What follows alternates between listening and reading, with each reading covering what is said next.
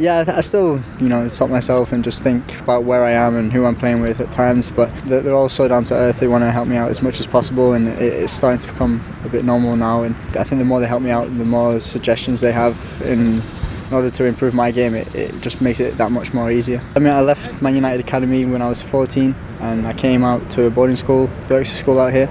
I spent 4 years there, and then 6 months at Wake Forest.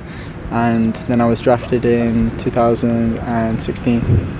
Originally supposed to go to Chicago, but ended up here. I definitely have no regrets, especially now. A couple of years ago, I would always think about what would have happened if I'd have stayed there. But now I have no regrets. I'm happy to be here in the situation that I am, playing with the players that I am. I'm learning so much. It can be tough sometimes for someone my age in England or anywhere in Europe to get the playing time that they want, and to be playing as much as I am.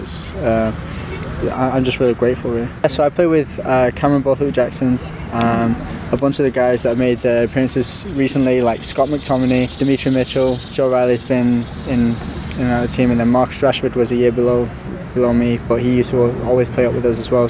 And they're all going off on their different pathways. Mine just happens to be out here. He was always one of the top players in his age group. I think he was presented with an opportunity to play with the first team after all the injuries that they had, and he took it, and he's been doing really well since. He's making the most of it, which is what you have to do, really.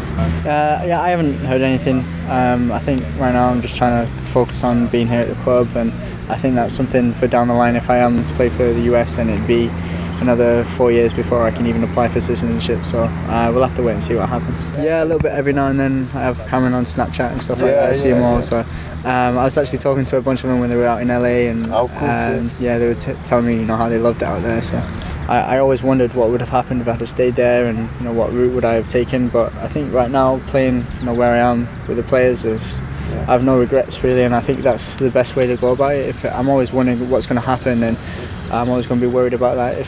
Whereas if I'm here and I'm not thinking about that, I'm only concentrating on what I can do from here on out, then that's the only thing I can control, really.